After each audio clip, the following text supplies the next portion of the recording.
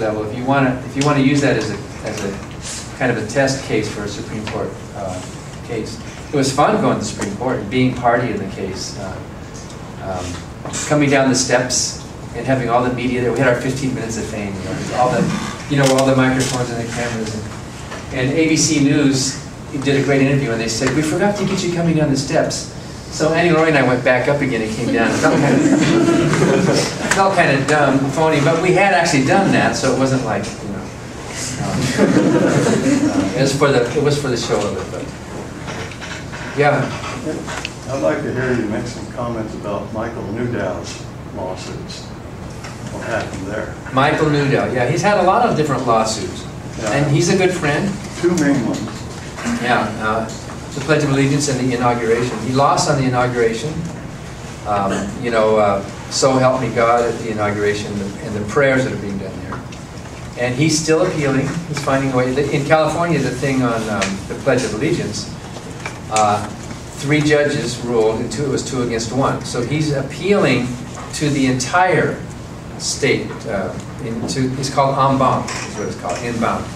Yeah, he's appealing based on the fact that this very court is divided in its history, and that it's created a dissonance, and that they need to resolve the dissonance. So we like Mike. He's a genius. Besides being a full-time emergency room physician, he's an attorney. He argued his own case before the Supreme Court. Yeah.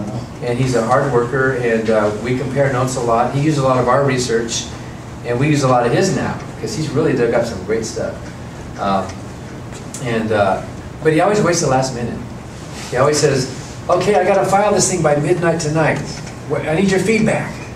And so if we have time, we can help him, with typos and stuff like that. But he's really good, and we support what he does. He's a bit of an extremist, but he's a brilliant extremist. He's very purist on state church, and his knowledge of the law and the stuff that he finds to argue with. It's just pretty amazing. So he used some of our research when we tried to sue to get In God We Trust off the money back in the early 90s. By the way, we were also dismissed on that lawsuit in the early 90s on In God We Trust. We never got into court. And can you guess what reasoning the judge gave to dismiss our lawsuit from even getting into court to challenge In God We Trust on the money? What would you think the judge would say? I forgot. What would you guess? How would a judge say we can't go to court? Challenge it. This tradition. Yeah. The judge said we can't sue on In God We Trust on state church separation grounds because In God We Trust is not a religious phrase. So since it's not a religious phrase, there's no state church violation, is there? So he dismissed the case. We appealed that dismissal, thinking it was so stupid, because we even paid $6,000 for a national survey in which more than 70% of Americans indeed consider In God We Trust is a religious phrase. We can hardly complain about any violation of state church separation when somebody won't pull out a dollar bill and say, "Wait, look, how come we can't pray at city council? We've got God on the money." They're using that phrase as a religious phrase, and yet the judge said it's not. And the Supreme Court just did not take the case. So what we can say about In God We Trust is that it's never been tested in court. It's never withstood constitutional challenge. If In God We Trust ever does get into court somehow, then we could make a case that it's unconstitutional, that it was the laws that were passed in the 1950s. And we think we're going to have to wait a while. We don't think the current Supreme Court is the best court to take that in. Maybe some of you in 10 or 20 years will be plaintiffs in a case to challenge that, depending on what happens with the Supreme Court. Don't pray for anybody's death, really. It's not a thing. It's not a thing that non-believers would do. And it is wrong. It's unconstitutional. It shouldn't be there. It should say, "In God, some of us trust." Right? Yeah.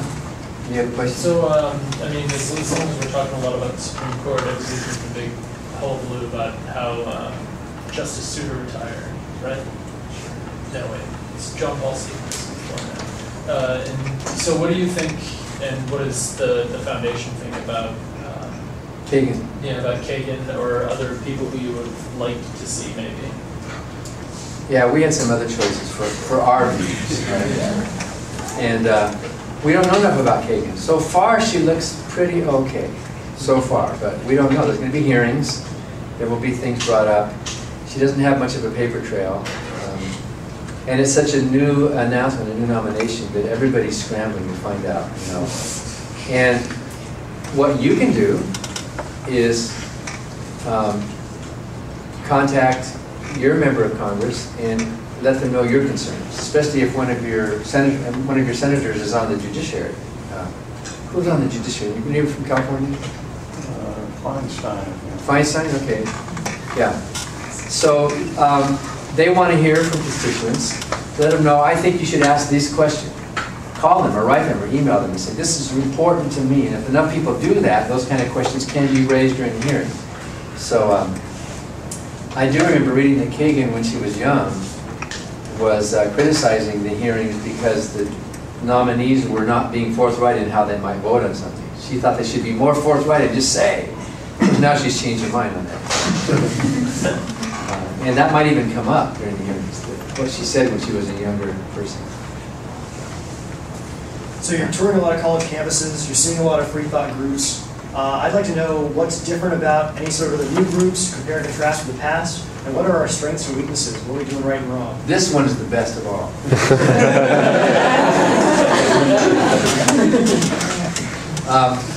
They're all different. They really are in different ways. It depends on who's running them. What I think is neat is how they're all the same, too. A lot of the groups start and think they're the only one. Then they realize, oh, there's others. The Secular Student Alliance has about more than 200 groups now. And they have national conference. So why reinvent the wheel? There's a lot of resources. CFI also has a group of college campuses. And some groups join both. So you can be part of them, get the goodies. Things like bylaws and a speakers bureau and techniques for fundraising and techniques for publicity, what to emphasize, should you be an activist group or just a social group, things like that. You have to decide on your own. Because there's no atheist pope telling you here's how to run your group. You guys do whatever you think is important to you. But there's usually two, when I ask leaders like you around the country, around the world, because in Australia there's a brand new group now. 20 college groups in Australia just got together last March. Some of them thought they were the only group, and then they said, hey, there's others. It kind of tells you something. You guys are busy, and you guys are poor. You're college students, and why do you want to spend time in a group like this unless you really care for some reason, right? Nobody's making you do this. You really care about the issues. Most of them say one of two things, or both. They want to socialize with like-minded non-believers, which is important, especially in College Station, Texas, where all three of them want to get together and say, okay, here we are. And that's valuable, but most of them also say that they want to fight back. They want a presence. They don't want to demolish religion. Well, maybe some of them do, but they don't want to get rid of all the religious groups, but they want a place at the table. We're here too. We're part of the fabric of America too. So notice us. We're here. They want to, and if there's religious things going on, they want to have their own. And I think it's really cute. Some of the Pastafarian ones. You know about them? In South Carolina, their group is called the Church of the Flying Spaghetti Monster. That's their campus group, and they set up their tables right next to the Campus Crusade. They put up their Flying Spaghetti Monster table. We are a religion too, they say. Which everybody knows is a joke. I think it's really fun. And Andrew was their leader, Andrew Cedardall, and he was on national news because he had his protest, and he was like in the New York Times. They flew to meet him and talk to him about the activities he was doing in Strom Thurmond's state of South Carolina. I thought that was really neat. So anything you can do to raise awareness, and in your own way. Most of them tend to be smart, gentle people, but maybe there's some you want to be more in your face. That's up to you. To raise awareness, to let people know that there's a different point of view. And at the college campus level and the university level, there really are students who are in the middle. And the college years are this really fascinating time. When I do debates, a whole bunch of them are over here on the Christian side, and a whole bunch over here are strong atheists, right? But there's probably about 15 or 20% of college students who really